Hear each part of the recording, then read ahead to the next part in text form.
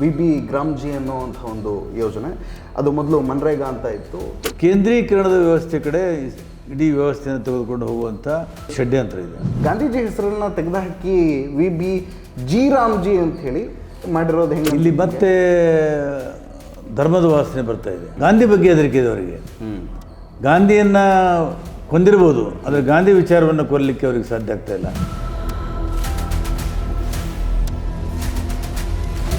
ನೀವು ಅನ್ನಭಾಗ್ಯ ಯೋಜನೆ ಬಗ್ಗೆ ಮಾತಾಡ್ತಾ ಇದ್ರಿ, ಸಿದ್ದರಾಮಯ್ಯನವರ ಯೋಜನೆಯ ಬಗ್ಗೆ. ತಮ್ಮ ದಾಖಲೆಯ 17ನೇ ಬಜೆಟನ್ನು ಮಂಡಿಸೋರಿದ್ದಾರೆ.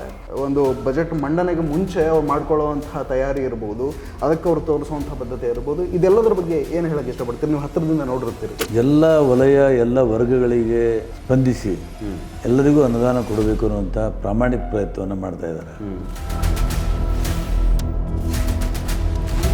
ರಾಜ್ಯ ಸರ್ಕಾರದಲ್ಲಿ ಹಣ ಇಲ್ಲ, ಯಾವುದೇ ಅಭಿವೃದ್ಧಿ ಯೋಜನೆಗಳಿಗೆ ಅನ್ನೋದು ವಿಪಕ್ಷಗಳ ನಿರಂತರ ಆರೋಪ. ಇನ್ನು ಬೇರೆ ಬೇರೆ ಮೂಲಗಳಿಂದ ಕೇಂದ್ರದಿಂದ ಬರಬೇಕಾದಂಥ ಹಣ ನಮಗೆ ಬರ್ತಾ ಇಲ್ಲ. ಒಬ್ಬಾದರೂ ಪಾರ್ಲಿಮೆಂಟ್ ಮೆಂಬರ್ ಬಾಯ್ಬಿಟ್ರೆ ಪಾರ್ಲಿಮೆಂಟಲ್ಲಿ BJP ಅವರು, ಇವ್ರು ಯಾರ ಪರವಾಗಿದ್ದಾರೆ? ಇವರು ನಮ್ಮ ಜನರ ಪರವಾಗಿರ್ಬೇಕು ತಾನೆ.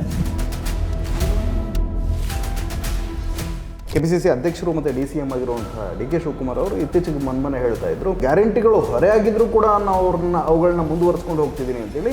ಇದು DK ಶಿವಕುಮಾರ್ ಒಬ್ಬರ ಹೇಳಿಕೆಯಲ್ಲ, ಆಡಳಿತ ಪಕ್ಷದ ಹಲವಾರು ಶಾಸಕರು ಈ ಹಿಂದೆ ಈ ಮಾತುಗಳನ್ನ ಹೇಳಿದ್ದಾರೆ. ಗ್ಯಾರಂಟಿಗಳು ತಂದದ್ದು ಇವತ್ತು ನಾವು ಸಮರ್ಥನೆ ಮಾಡ್ಕೋತೀವಿ. ಎಲ್ರಿಗೂ ಫ್ರೀ ಇದೆ ಬಸ್ಸಲ್ಲಿ ಓಡಾಡೋದಕ್ಕೆ, ಮನೆ ಯಜಮಾನಿಯರಿಗೆ 2,000 ಸಿಗ್ತಿದೆ ಅನ್ನೋ ಥರದ್ದು ಏನಿದೆ, ಇದನ್ನು ಎಲ್ರಿಗೂ ಅಂತ ಮಾಡಿಬಿಟ್ರು. ಅದಕ್ಕೊಂದಿಷ್ಟು ಲಿಮಿಟೇಷನ್ಸನ್ನು ಹಾಕಬೇಕಾಗಿತ್ತು ಅಂತ ಚರ್ಚೆಗಳು ಹಿಂದೆನೂ ನಡೆದವು. ಇತ್ತೀಚೆಗೆ ಮೊನ್ನೆ ಅಂತೂ ಆ ಚರ್ಚೆ ಇನ್ನೂ ಜೋರಾಗಿದೆ. ಆ ಮಾನದಂಡಗಳಲ್ಲಿ ಒಂದು ಸ್ವಲ್ಪ ಏನಾದರೂ ಮಾಡಿಫೈ ಆಗಬೇಕು ಅಂತ ನಿಮ್ಗೆ ಅನಿಸುತ್ತಾ?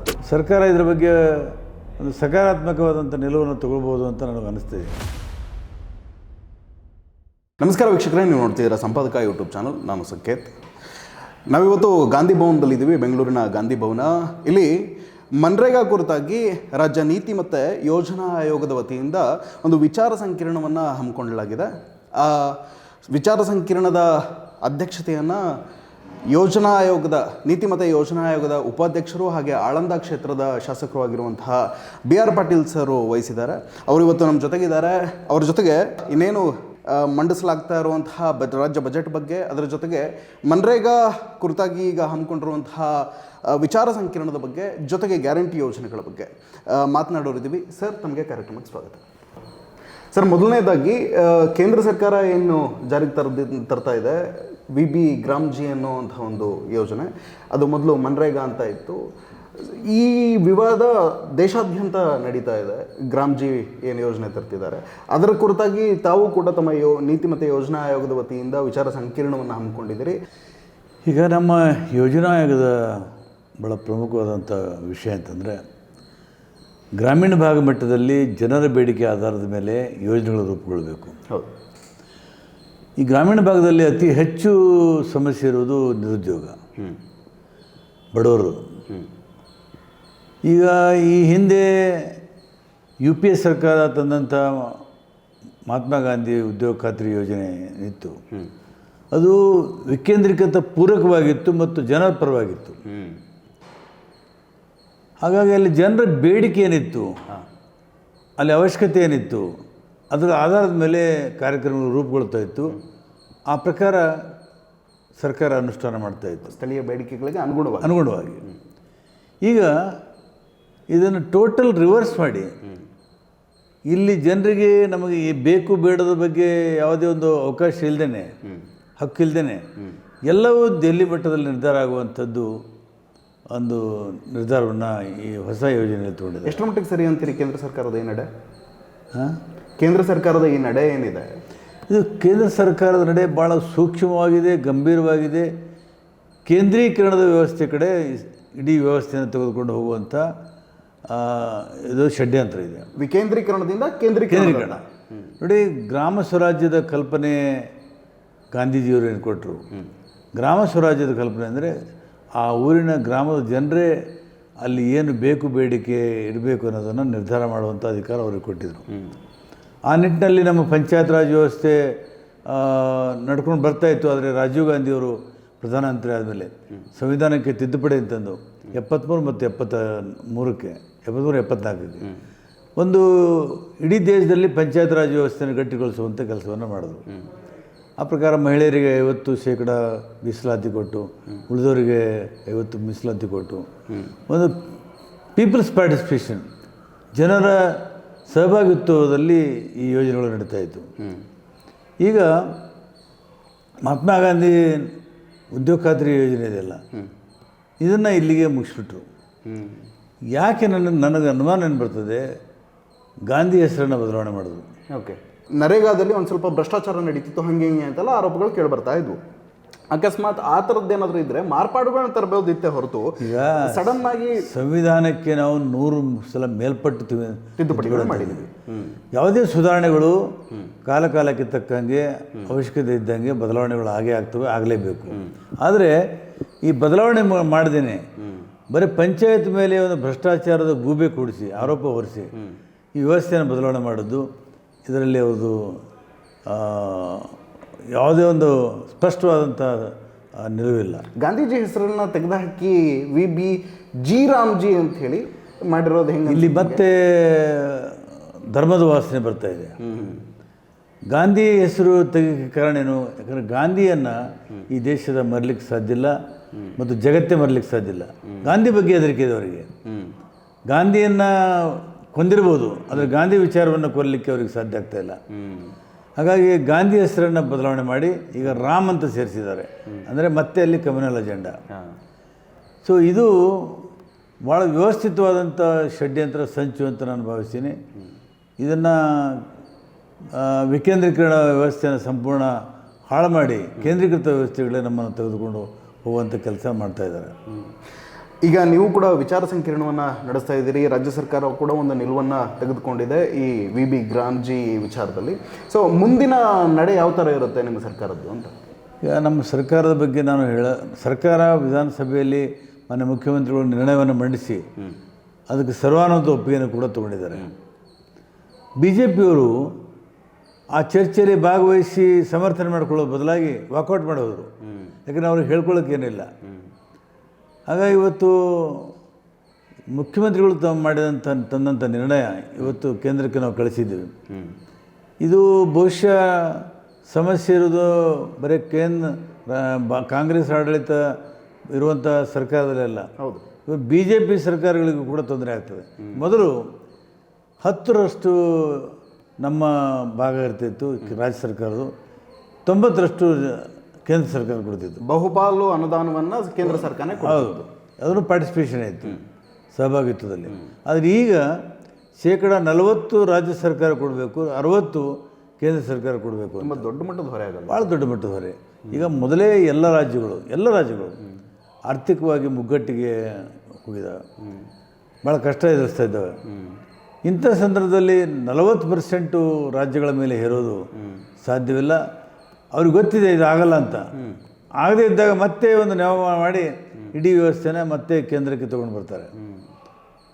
ಇದು ವಿಶೇಷವಾಗಿ ಏನು ನಮ್ಮ ರೈತರು, ಕೂಲಿಕಾರರು ಕೃಷಿಯಲ್ಲಿ ದುಡಿಮೆ ಮಾಡ್ತಾಯಿದ್ರು, ಅವರನ್ನು ಒಕ್ಕಲೆಬ್ಬಿಸಿ ಅವರಿಗೆಲ್ಲ ಪಟ್ಟಣಗಳಿಗೆ ತರುವಂಥ ಪ್ರಯತ್ನ ನಡೀತಾ ಇದೆ.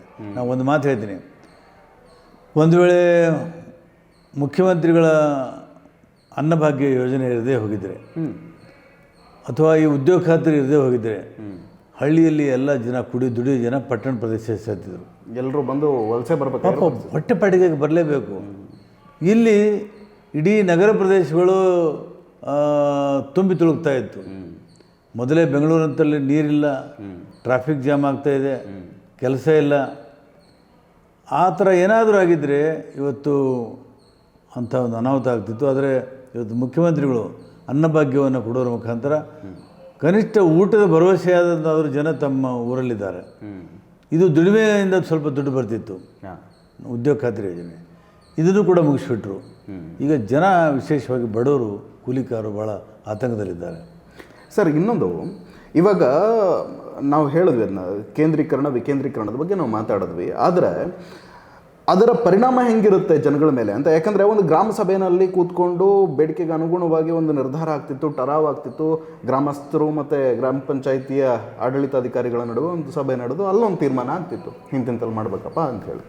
ಇವಾಗ ಎಲ್ಲೋ ಕೂತ್ಕೊಂಡು ಯಾವುದೋ ಒಂದು ಕೇಂದ್ರದ ಸಮಿತಿ, ಸಂಸದರು ಅದಕ್ಕೆ ಒಂದು ಉಸ್ತುವಾರಿಗಳ ಥರ ಇರ್ತಾರೆ ಅನ್ನೋ ಥರದ್ದೊಂದೇನಿದು ಮಾಡೆಲ್ ಬರ್ತಿದೆ, ಇದು ಹೇಗೆ ಜನಗಳ ಮೇಲೆ ಪರಿಣಾಮ ಬೀರುತ್ತೆ ಅಂತ. ಇನ್ನೂ ಇದ್ರ ಬಗ್ಗೆ ರೂಲ್ಸ್ ಬಂದಿಲ್ಲ. ಹೌದು, ರೂಲ್ಸ್ ಬಂದಮೇಲೆ ಸ್ಪಷ್ಟವಾದ ಚಿತ್ರ ಬರ್ತದೆ. ಆದರೆ ಆತಂಕ ನಮಗೆ ಕಾಡ್ತಾ ಇದೆ. ಇದು ಭಾಳ ದೊಡ್ಡ ಅಪಾಯಕಾರಿ ಮತ್ತು ಜನವಿರೋಧಿ, ಕಾರ್ಮಿಕ ವಿರೋಧಿ ಅಂತ ನಮಗೆ ಅನ್ನಿಸ್ತಾ ಇದೆ. ಹಾಗಾಗಿ ಕಾಯ್ದು ನೋಡಬೇಕು ಇನ್ನೂ ಸ್ವಲ್ಪ ದಿವಸ ರೂಲ್ಸ್ ಬರೋವರೆಗೂ. Yes sir. ನೀವು ಅನ್ನಭಾಗ್ಯ ಯೋಜನೆ ಬಗ್ಗೆ ಮಾತಾಡ್ತಾ ಇದ್ರಿ, ಸಿದ್ದರಾಮಯ್ಯನವರ ಯೋಜನೆಯ ಬಗ್ಗೆ. ಸಿದ್ದರಾಮಯ್ಯನವರು ನಮ್ಮ ದಾಖಲೆಯ 17ನೇ ಬಜೆಟನ್ನು ಮಂಡಿಸೋರಿದ್ದಾರೆ. ಇದ್ರ ಬಗ್ಗೆ ಏನು ಹೇಳ್ತೀರಿ? ಯಾಕಂದರೆ ಸಿದ್ದರಾಮಯ್ಯನವರ ಬಜೆಟ್ ಮಂಡನೆಯ ವೈಖರಿ ಇದೆಯಲ್ಲ, ಅದರ ಬಗ್ಗೆ ತುಂಬಾ ಚರ್ಚೆಗಳಾಗ್ತಾ ಇರುತ್ತೆ ಅವಾಗವಾಗ. ಏನು ಅಂದರೆ, ಅವರು ಆರ್ಥಿಕ ತಜ್ಞರಾಗದೇ ಇದ್ದರೂ ಕೂಡ ಇಷ್ಟು ವರ್ಷಗಳ ಬಜೆಟ್ ಮಂಡಿಸಿರೋ ಅನುಭವ ಇದೆಯಲ್ಲ ಹಣಕಾಸು ಸಚಿವರಾಗಿ. ಸೊ ಅದು ಇನ್ನೊಂದು ಇಂಟ್ರೆಸ್ಟಿಂಗ್ ಪಾರ್ಟ್ ಅದು.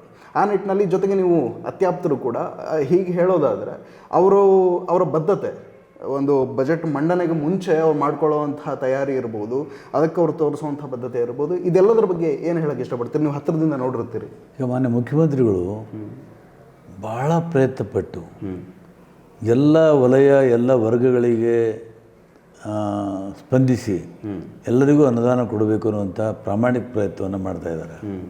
ಅದು ವಿಶೇಷವಾಗಿ ಕೇಂದ್ರ ತನ್ನ ಪಾಲನ್ನು ಕೊಡ್ತಾ ಇಲ್ಲ. 14ನೇ ಹಣಕಾಸಿನ ಆಯೋಗರಾಗಿರ್ಬೋದು ಮತ್ತು GST ಆಗಿರ್ಬೋದು, ಇನ್ನು ಬೇರೆ ಬೇರೆ ಮೂಲಗಳಿಂದ ಕೇಂದ್ರದಿಂದ ಬರಬೇಕಾದಂಥ ಹಣ ನಮಗೆ ಬರ್ತಾಯಿಲ್ಲ. ಉದ್ದೇಶಪೂರ್ವಕವಾಗಿ ನಮಗೆ ತೊಂದರೆ ಕೊಡಬೇಕು ಅಂತ ಕೇಂದ್ರ ಸರ್ಕಾರ ಮಾಡ್ತಾಯಿದೆ. ಇಷ್ಟರ ಮಧ್ಯೆನೂ ಕೂಡ ಮುಖ್ಯಮಂತ್ರಿಗಳು ಒಂದು ಉತ್ತಮವಾದಂಥ ಬಜೆಟನ್ನು ಕೊಡಲಿಕ್ಕೆ ಹೊರಟಿದ್ದಾರೆ.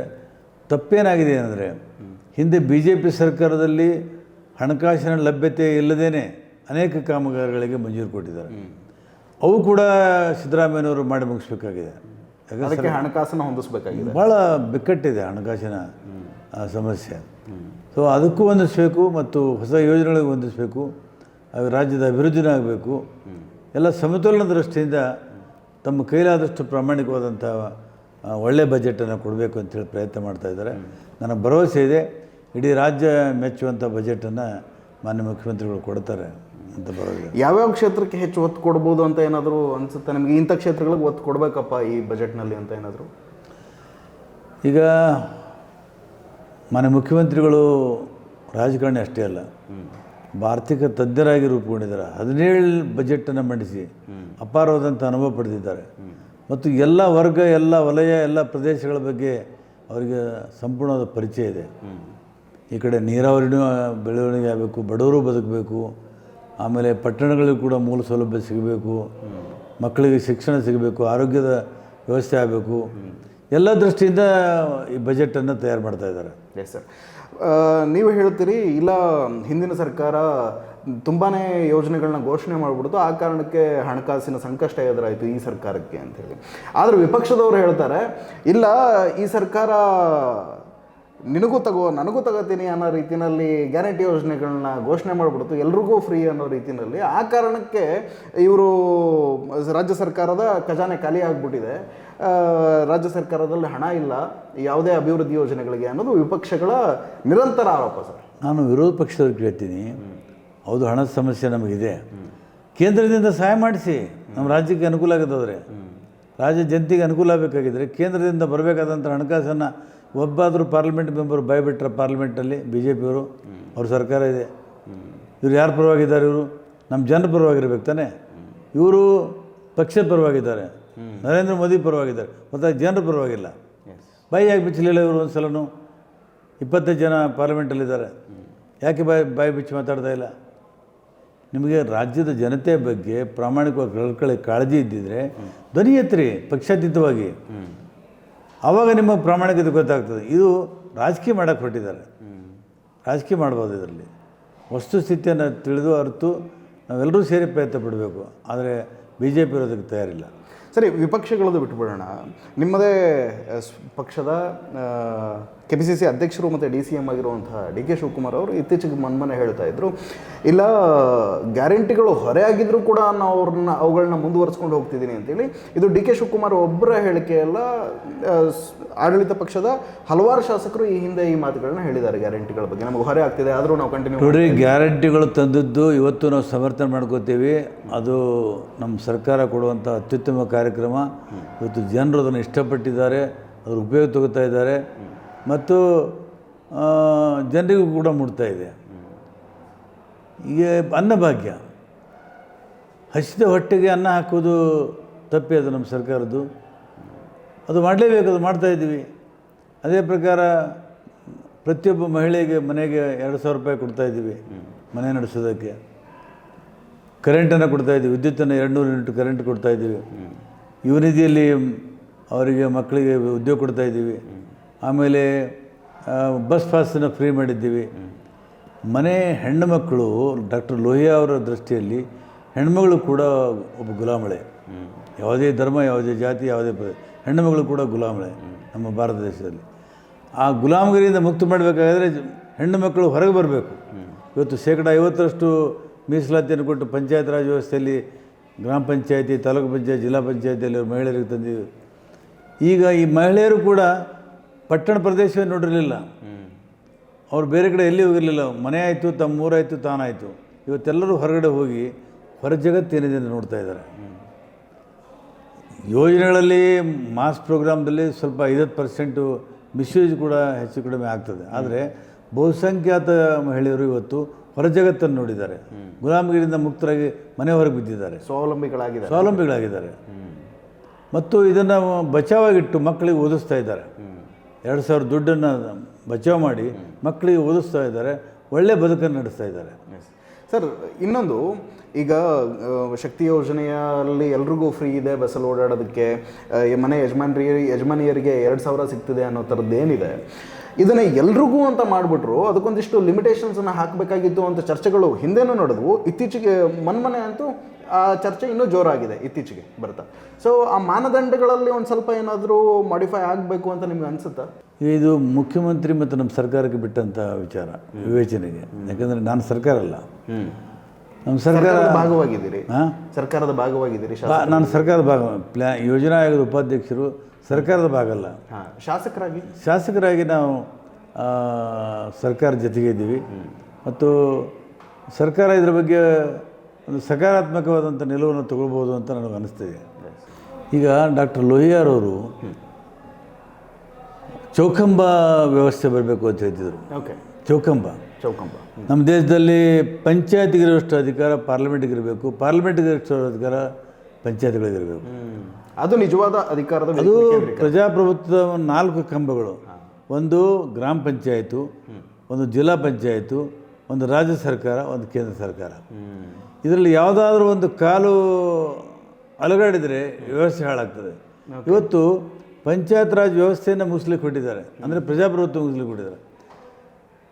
ಅಶೋಕ್ ಮೆಹ್ತಾ ಅವರು ಡಿಸೆಂಟ್ರಲೈಸ್ಡ್ ಡೆಮೋಕ್ರಸಿ ಅಂತ ಹೇಳಿದ್ರು. ಡೆಮೋಕ್ರಸಿ ಅವರೇ ಪಾರ್ಲಿಮೆಂಟಲ್ಲೆಲ್ಲ, ವಿಧಾನಸೌಧದಲ್ಲೆಲ್ಲ, ಇದು ಡಿಸೆಂಟ್ರಲೈಸ್. ನಮ್ಮ ರಸ್ತೆಯಲ್ಲಿರ್ತಕ್ಕಂಥ ಜನನೂ ಕೂಡ ನಿರ್ಧಾರ ಮಾಡಬೇಕು, ವಾರ್ಡ್ ಕಮಿಟಿ, ಗ್ರಾಮ ಸಭೆ ಮಾಡಿ. ಅಂಥ ಒಂದು ಕನಸು ಕಂಡಂಥ ಸಮಾಜವಾದಿ ಸಿದ್ಧಾಂತ ಅಶೋಕ್ ಮೆಹ್ತಾರವರು ನಮಗೆ ಕೊಟ್ಟಿದ್ದರು. ಅದಕ್ಕೆ ಲೋಹಿಯಾರವರು ಚೌಕಂಬ ವ್ಯವಸ್ಥೆಯನ್ನು ಪರವಾಗಿ ಮಾತಾಡ್ತಾಯಿದ್ರು.